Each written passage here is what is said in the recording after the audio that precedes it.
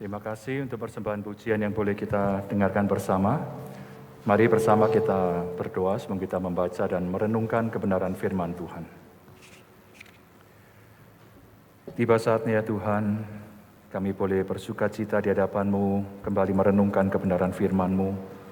Tuntun dan sertai setiap diri kami anak-anak-Mu ya Tuhan. Kau yang terus bersama dengan kami, juga ketika kami merenungkan kebenaran firman-Mu. Engkau yang berkarya dalam hati, pikiran kami, dan bahkan memampukan kami untuk kami boleh menjalankan kebenaran firman-Mu dalam kehidupan kami. Berkati hamba-Mu yang penuh dengan kelemahan ini, untuk yang berkenan mengurapi, melayakkannya, menyampaikan kebenaran firman-Mu. Demi nama Putra Tunggal-Mu Yesus Kristus kami berdoa. Amin. Selamat Tahun Baru Imlek Bapak Ibu sekalian, jemaat dikasihi oleh Tuhan, juga bagi saudara jemaat yang ada di rumah.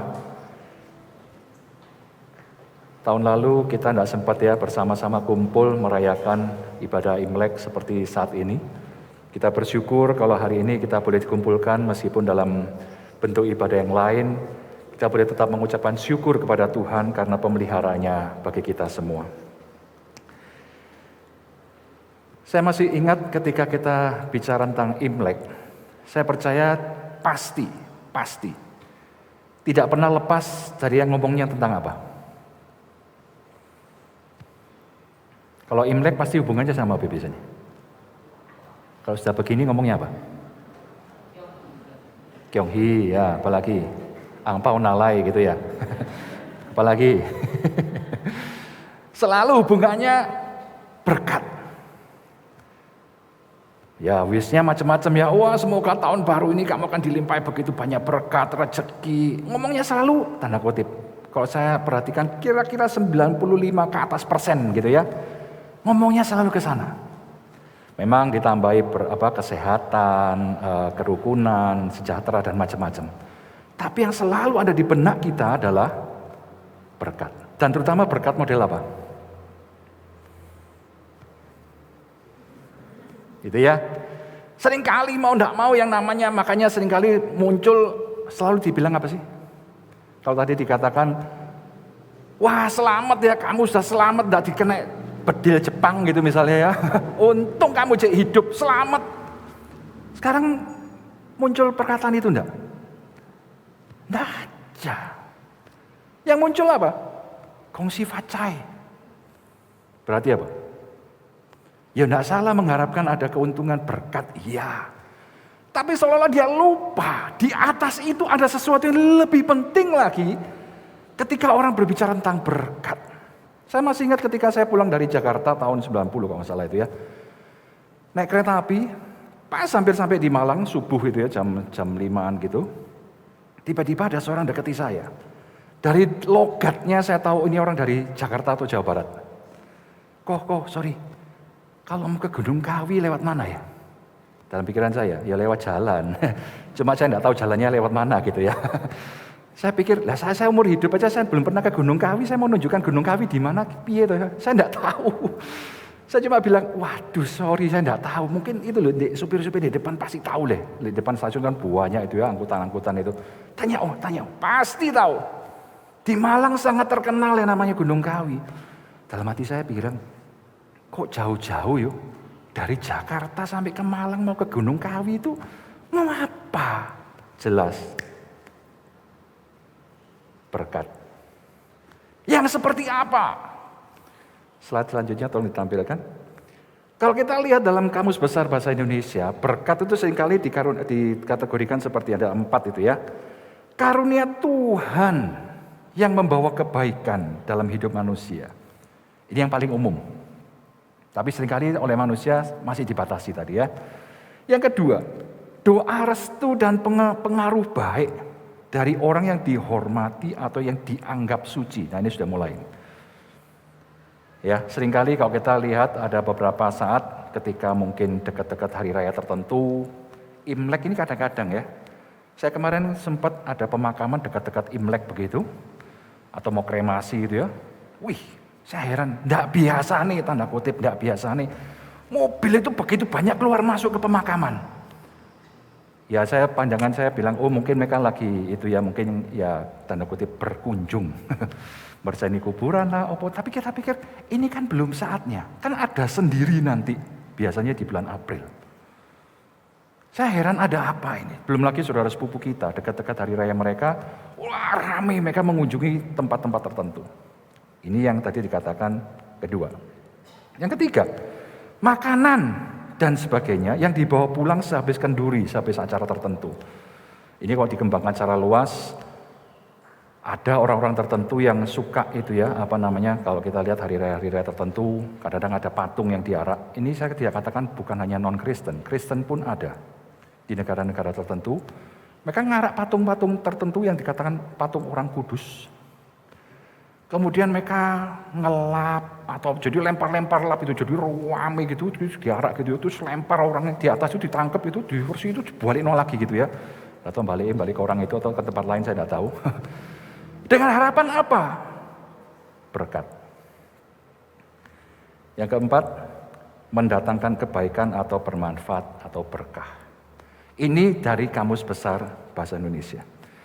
Jadi kalau kita lihat dari sekeliling kita, kurang lebih kalau kita perhatikan berkat itu apa sih? Kalau misalnya, slide selanjutnya, beberapa pihak mengatakan bahwa berkat itu dari Tuhan. Dari siapa ya sebenarnya? Dari Tuhan atau dari sesama atau pihak yang lain? Atau dari pihak lain? Terus carinya di mana? Apakah melalui ritual tertentu? Tempat tertentu? Terus bentuknya kayak gimana ya? Berkat itu. Macam-macam pertanyaan-pertanyaan ini.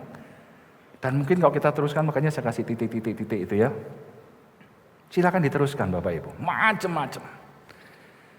Dalam Alkitab berkat itu muncul kata berkat kalau Anda cari ya. Sekitar 93 kali murni kata berkat. Kalau digabungkan dengan tambahan yang lain kira-kira 100 kali dalam Alkitab kita. Slide selanjutnya. Lalu ciri khas berkat yang sejati itu seperti apa? Yang pertama kita lihat dalam Ulangan pasal 15 ayat 13 sampai 15, saya akan bacakan. Ulangan 15 ayat 13 sampai 15. Mungkin kalau terlalu kecil Bapak Ibu bisa lihat di gadget Anda ya atau di Alkitab Anda. Dan apabila engkau melepaskan dia sebagai orang merdeka, maka janganlah engkau melepaskan dia dengan tangan hampa. Engkau harus dengan limpahnya memberi bekal kepadanya dari kambing dombamu, dari tempat pengirikanmu dan dari tempat pemerasanmu, sesuai dengan berkat yang diberikan kepadamu oleh Tuhan Allahmu. Haruslah kau berikan kepadanya. Haruslah kau ingat bahwa engkau pun dahulu budak di tanah Mesir, dan engkau ditebus Tuhan Allahmu. Itulah sebabnya aku memberi perintah itu kepadamu pada hari ini. Slide selanjutnya. Yang namanya budak, Bapak Ibu, kita belum pernah ngalami ya. Tadi sempat disinggung penjajahan Jepang. Saya lahir kira-kira hampir 30 tahun setelah penjajahan Jepang. Jadi saya tidak ikut ngalami yang ngerasakan jadi budak itu kayak gimana. Dijajah itu seperti apa, saya tidak ngalami. Tapi saya perhatikan dari titik di mana ketika itu terjadi sampai hari ini dan semakin jauh, juga dalam konteks bangsa Israel pada waktu itu, rasanya kita tidak lagi terlalu nganggep istilahnya gitu ya, peristiwa semacam itu. Ya dikasih tahu, iya. Ya bis. Tapi kita tidak pernah merasakan sengsaranya dulu kayak gimana. Contoh tadi sudah disebutkan itu ya. Kita tidak pernah lagi nganggep yang namanya betul-betul kamu selamat dari maut itu kayak gimana. Dalam konteks mereka menjadi budak. Siapa sih yang senang? Meskipun pada waktu itu mereka sering ngeluh. Ketika di padang gurun, tidak ada makanan, tidak ada minuman, seret setengah mati sulit. Mereka lalu ngomong apa? Waduh, enak dulu di sana yo.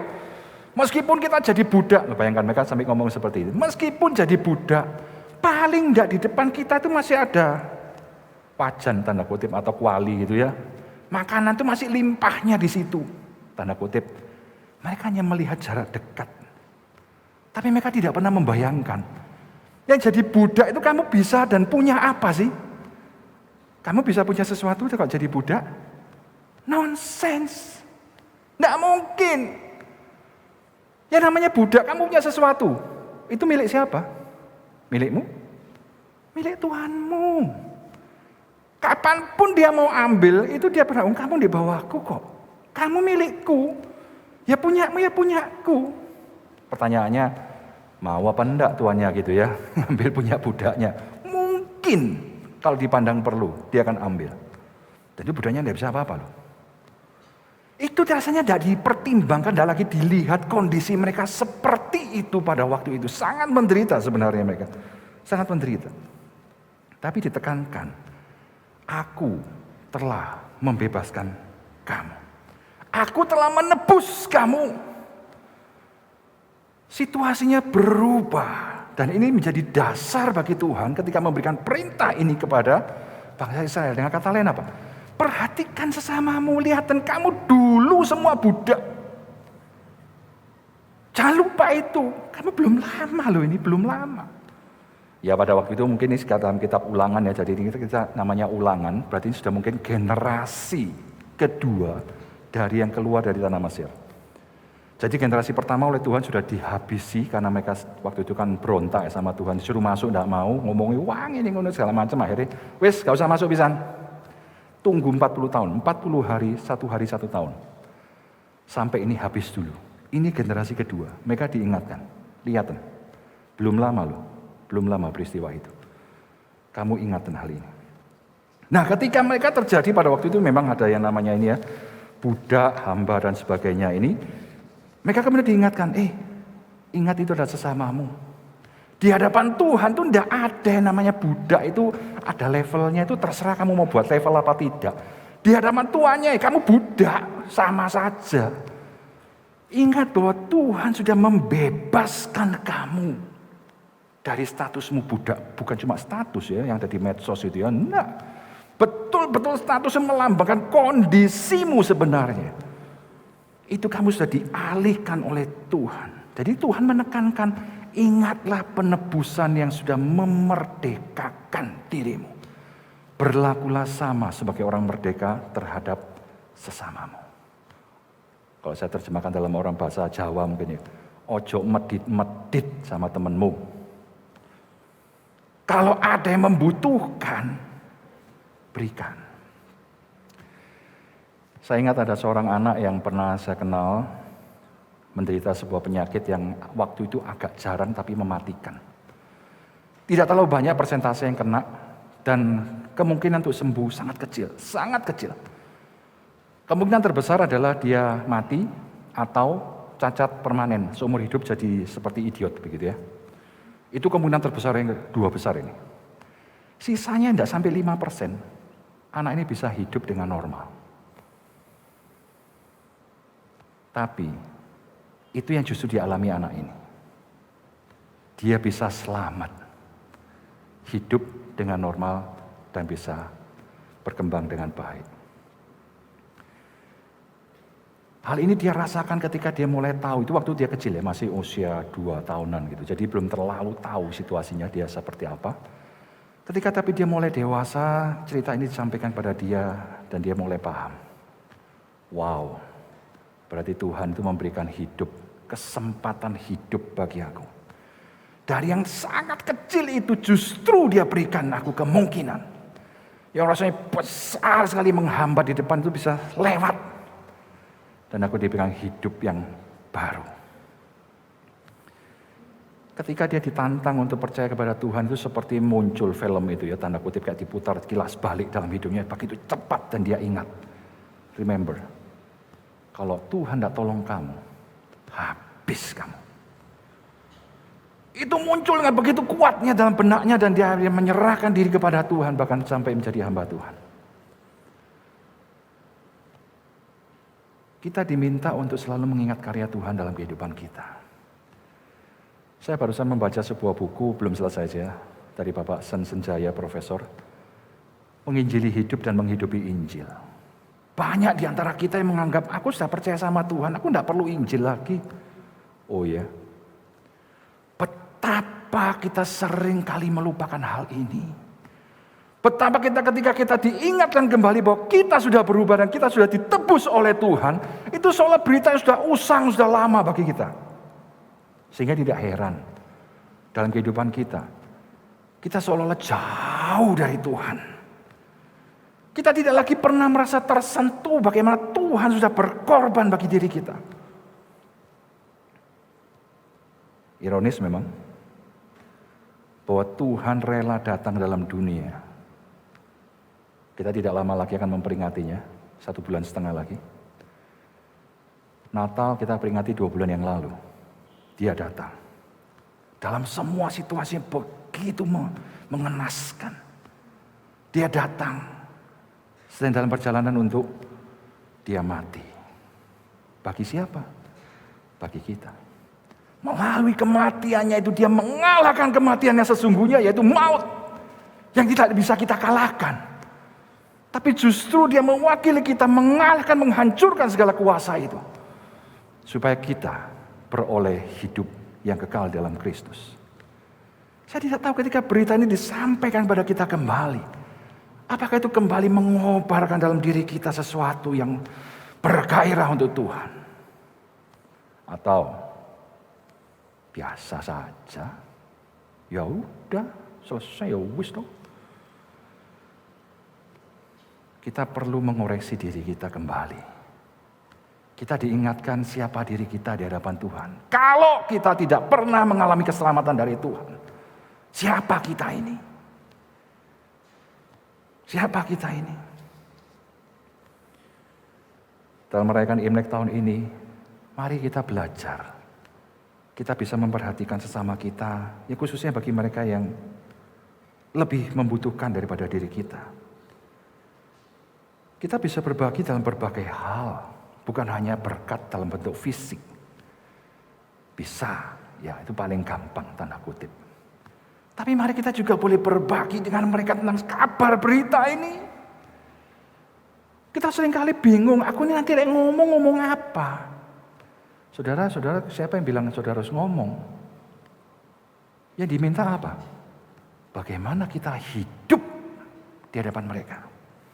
Itu jauh lebih kuat omongannya, beritanya daripada kalau kita ngomong. Kita seringkali ngomong ini, tapi dalam kehidupan kita ternyata terbalik. Tidak pernah muncul itu sama sekali. Kita berkali-kali mengatakan tentang iman, menguatkan orang lain, tapi ternyata kita tidak pernah menjalaninya sendiri. Beda sekali bukan? Tapi mari kita belajar satu, kita menyadari hidup kita di hadapan Tuhan. Siapa aku?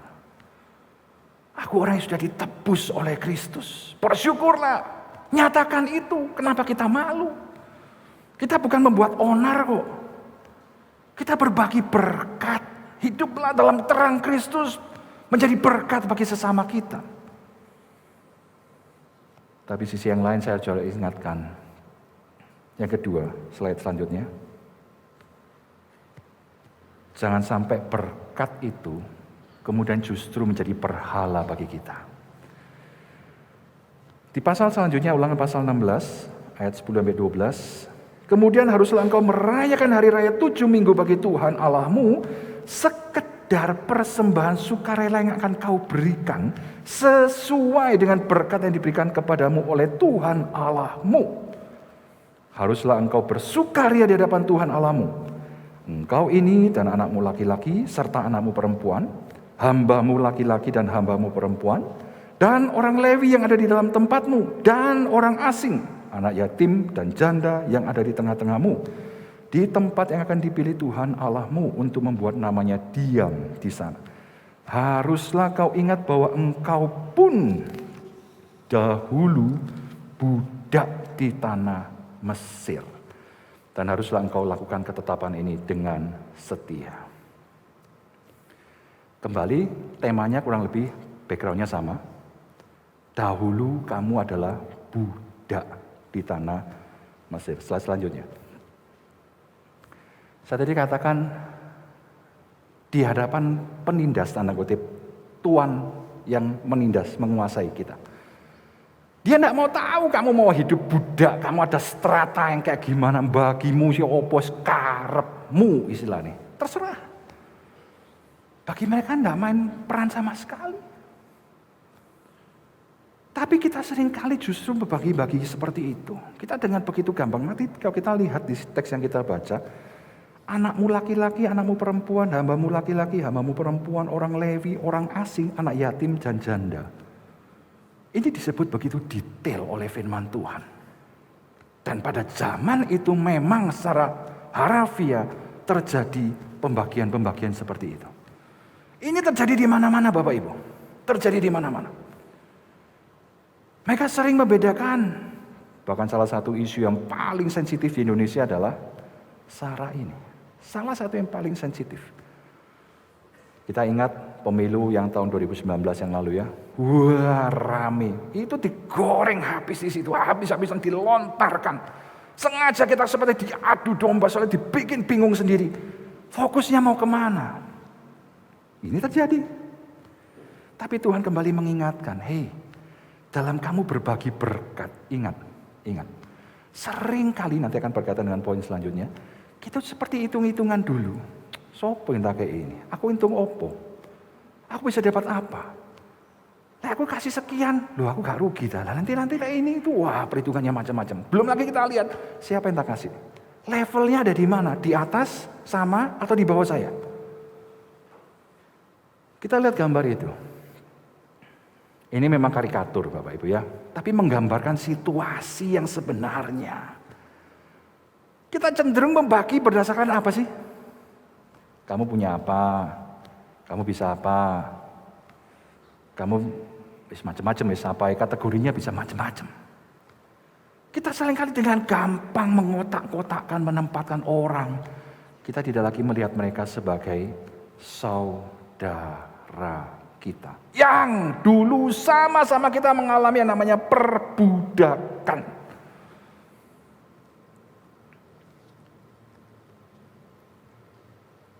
Slide selanjutnya. Kata ini tidak asing bagi kita ya. Alumni. Teringat mungkin beberapa di antara kita punya grup WA banyak sekali ya. Alumni SD, SMP, SMA, universitas, kerja, macam-macam. Coba perhatikan ketika mungkin tiba-tiba dalam sebuah grup itu, meskipun kita mungkin tidak terlalu dekat dengan mereka, tiba-tiba ada satu ajakan. Ada teman kita itu satu itu orangnya kasihan dikasih fotonya lagi ya, waduh sudah cungkring begitu, udah wah lemes, udah wis tidak tahu kondisinya karuan gitulah ya. Ini perlu bantuan, yuk buat teman-teman, ayo kita bantu yuk. Dan saya perhatikan tanpa pikir panjang lebar lagi, seringkali rame-rame masih wah patungan semua kirim transfer sini tanpa melihat siapa orang ini. Meskipun mungkin dia tidak terlalu tahu, mungkin aku pernah kenal. Tapi kasihan, kita tidak perhatikan lagi, ini orang di bawah saya, di atas saya, atau enggak. Langsung kita pikir, ayo kita gabung sama-sama rame-rame, kita bantu yuk. Begitu sudah kita itu gampang hitung-hitungan sama Tuhan Bapak Ibu. Tadi kita perhatikan ya, sekedar persembahan sukarela untuk merayakan hari raya Tuhan. Tuhan minta tanda kutip, berikanlah persembahan. Apa? Macam-macam di situ ya. Kalau kita lihat kehidupan mereka zaman itu kehidupan sebagai budaya agraria. Bertani, bercocok tanam, beternak. Jadi yang berharga bagi mereka apa? Ya hasilnya. Karena itu menyangkut hidup mati mereka, betul gak? Tapi Tuhan minta, berikanlah sesuai dengan berkat yang telah kau terima.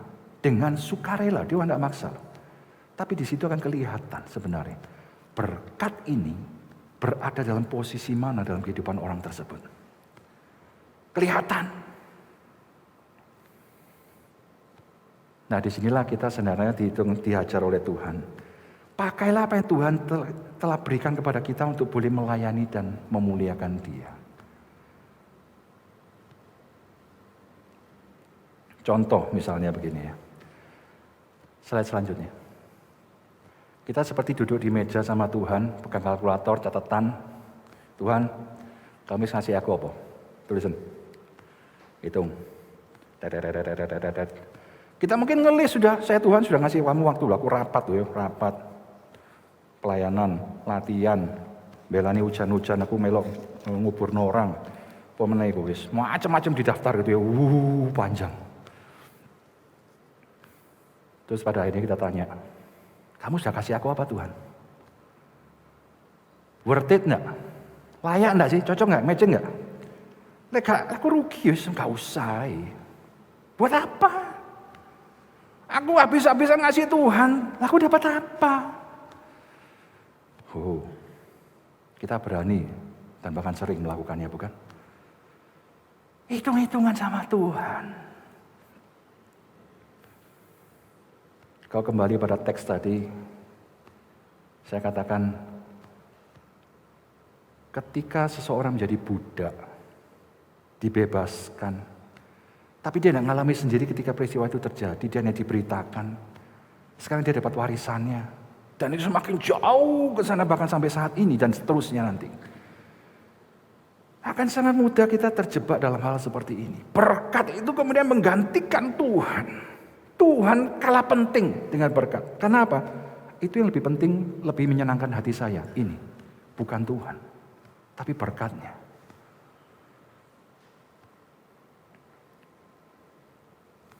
Saudara pernah kita perhatikan atau pikirkan bagaimana kita bisa menikmati berkat Tuhan itu? Apa yang memungkinkan kita bisa menikmati berkat yang diberikan oleh Tuhan kepada kita? Sering mungkin kita mendengar ada orang-orang yang sudah sakit parah gitu ya, kaya raya luar biasa. Saya pernah ketemu dengan beberapa orang, mungkin Bapak Ibu juga pernah. Kaya raya, duit itu sudah usah dihitung lah. Angel hitung itu ya, karena terlalu banyak. Tapi dia ngomong apa? Percuma. Mangan ini gak ada rasanya apa-apa. Kamu mau beli makanan enak sing yo opo, wis kamu panggil chef yang paling terkenal di dunia. Masa di depanku, yes pasti enak saja nih. Sebenarnya ya, harusnya paling enak. Tapi aku mengancam di mulut ini loh. Nggak kerasa apa-apa. Apakah itu berkat?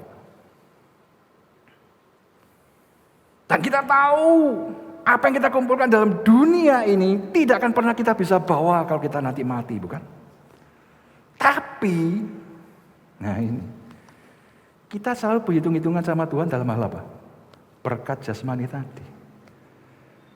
Kita seolah-olah lupa bahwa Tuhanlah yang memungkinkan kau dan aku bisa menikmati berkat itu karena apa? Statusmu berubah. Karena Allah menebus dirimu. Saya katakan tadi, sebagai budak, kamu punya apa? Itu semua milik Tuhanmu, diminta Tuhanmu, kamu jangan ada apa-apa. Tapi sekarang kamu berubah, kamu dibebaskan, kamu bisa memiliki dan bisa menikmati. Bayangkan, Tuhan tidak maksa. Tuhan cuma minta sedikit dong. Kasih tak? Sik. Dapat piro ya? Eman ya. Dawis. Mau?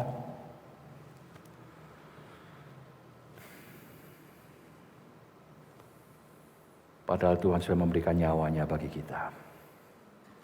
Yang memungkinkan kita sekarang hidup dan bisa menikmati karya Tuhan.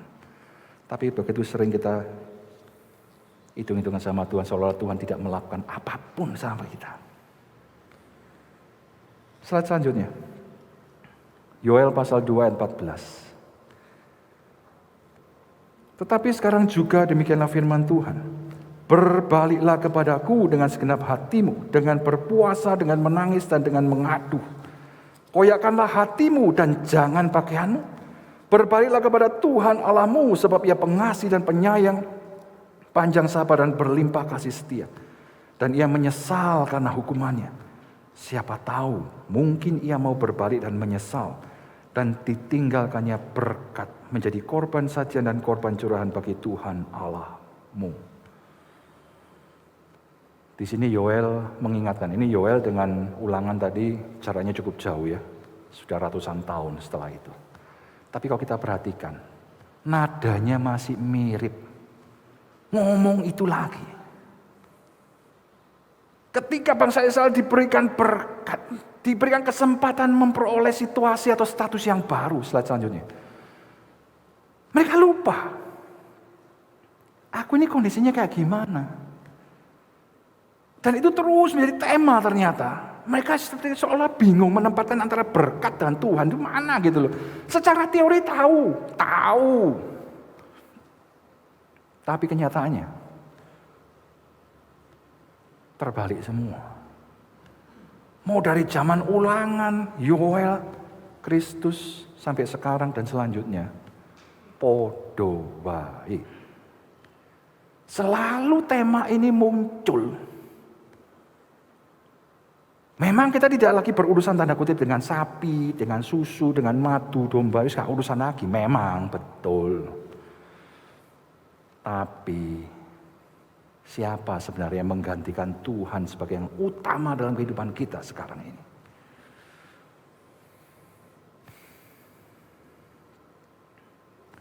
Saya masih teringat ada dulu seorang yang pernah cerita ya.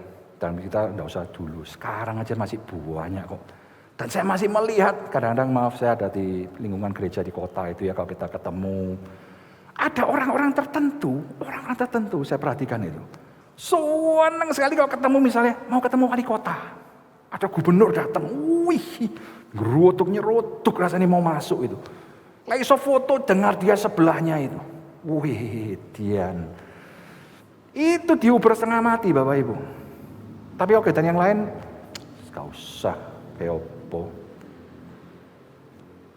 Ada orang-orang tertentu yang suka sekali dekat dengan orang-orang punya kuasa. Kalau dipikir-pikir kenapa ya? Kenapa sih orang-orang dekati penguasa ini tujuannya mau apa? Ya kita tahu lah ya, seringkali ada sesuatu yang dikejar untuk kepentingan pribadi. Yang sebenarnya kalau kita lihat lagi, dia ingin melakukan atau mencapai sesuatu yang bisa menyenangkan dirinya sendiri.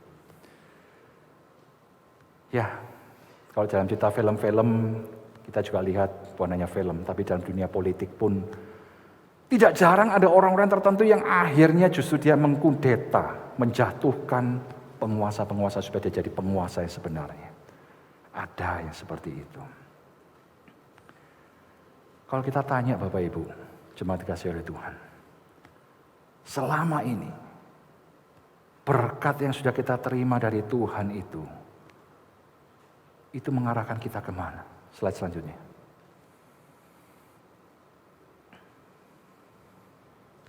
Dekat dengan Tuhan atau dekat dengan diri kita sendiri? Jauh dari Tuhan.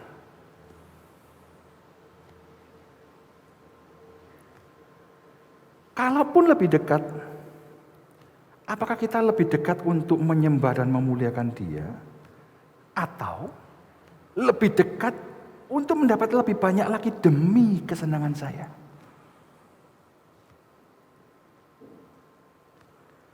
Tuhan tadi bilang, berbaliklah kepadaku. Dituliskan 2 kali minimal di situ. Berbaliklah kepadaku. Koyakan hatimu bukan bajumu. Dalam arti apa? Kembalilah dalam konteks yang awal. Bahwa kita adalah anak-anak Tuhan.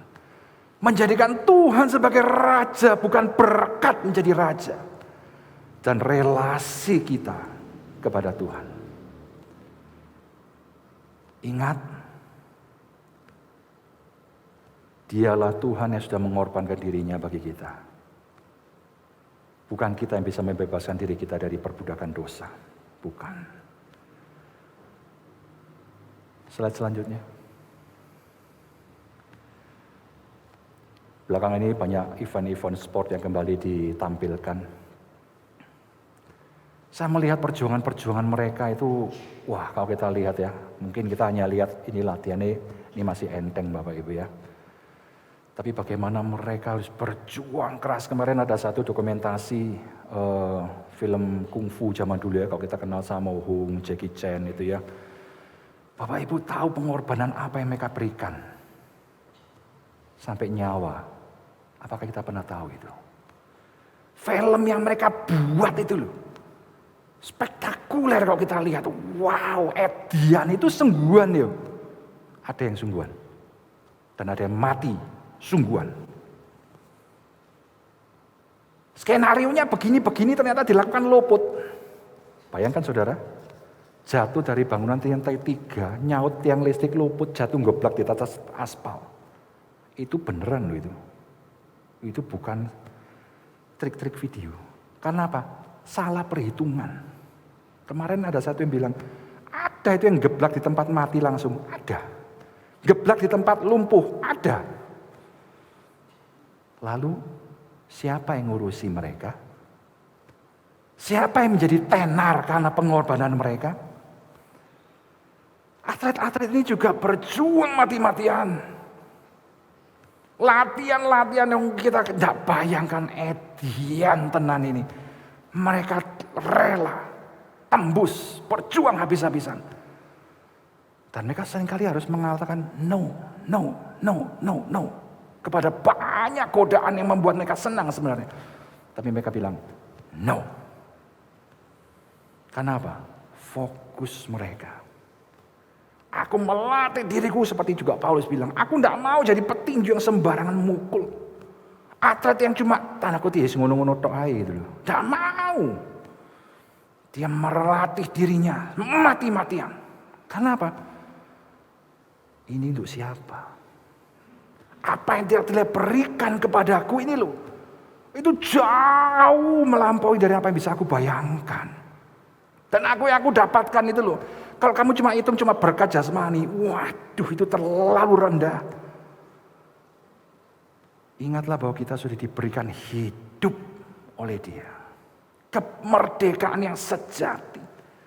Bahkan kita diambil menjadi bagian dari tubuhnya. Itu artinya apa? Kita akan masuk ke dalam kebahagiaan kekal bersama dengan Dia.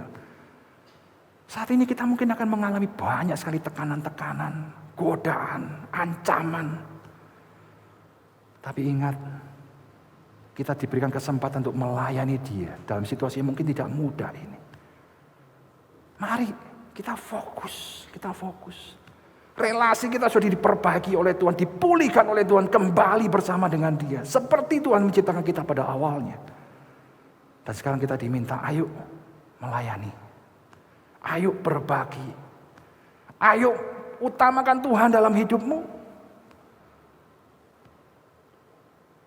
Jangan kita terbiur hanya masalah berkat jasmani.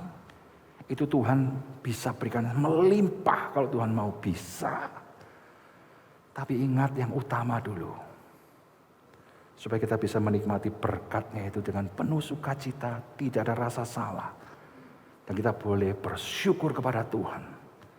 Bahkan kita boleh dipakai sebagai alat Tuhan. Menjadi berkat bagi sesama kita.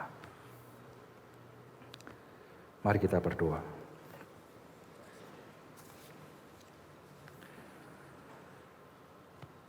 Mari kita merenungkan sejenak.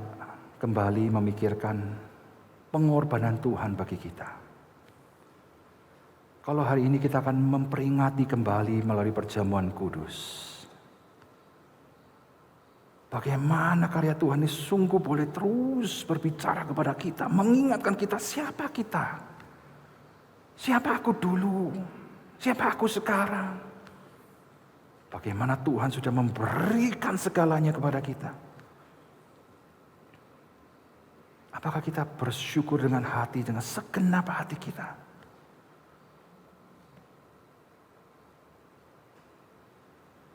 Ingat, berkat yang sesungguhnya, yang sejati dari Tuhan, bukanlah berkat jasmani, tapi adalah hidupmu yang sudah dipulihkan untuk bisa kembali kepada pencipta kita yang mengasihi kita. Kita diberikan kesempatan untuk boleh melayani Dia. Berdoalah secara pribadi di hadapan Tuhan. Berserulah.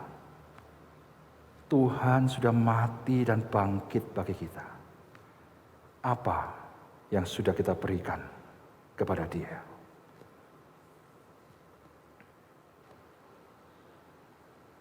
Terima kasih ya Tuhan. Engkau mengingatkan kami kembali.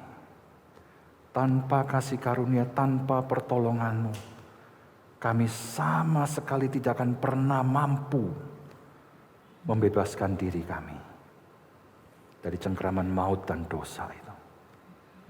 Tapi Engkau telah turun tangan Engkau telah berkarya. Bahwa Engkau telah mengorbankan hidupmu bagi kami. Sehingga kami boleh mengalami kehidupan yang sesungguhnya. Tuhan tolong kami. Bahaya terus mengancam kami, mengalihkan fokus kami. Hanya kembali menjebak kami ke dalam perbudakan kembali. Tolong kami ya Tuhan. Supaya kami kembali dalam relasi yang benar di hadapan-Mu. Engkau sebagai Tuhan dan Raja dalam kehidupan kami. Bukan berkat yang menjadi berhala bagi kami. Tolong kami ya Tuhan. Sertai kami. Mampukan kami. Untuk kami boleh berjalan di dalam kebenaran-Mu. Menjalankan apa yang Kau rindukan Tuhan. Mengalami pertumbuhan dalam iman di dalam Engkau. Mampukan kami ya Tuhan. Di tengah segala pergumulan yang kami hadapi. Engkau sangat mengerti jemaat-Mu ya Tuhan. Terima kasih. Kami serahkan seluruhnya ke dalam tangan kasih-Mu. Tuhan akan terus menolong, mendampingi, memelihara kami. Untuk kami boleh benar-benar menikmati berkat-Mu yang sejati. Dengan penuh ucapan syukur dan penuh sukacita di dalam Engkau. Terima kasih Bapa. Kami serahkan seluruhnya ini hanya di dalam nama Putra Tunggal-Mu Yesus Kristus. Amin.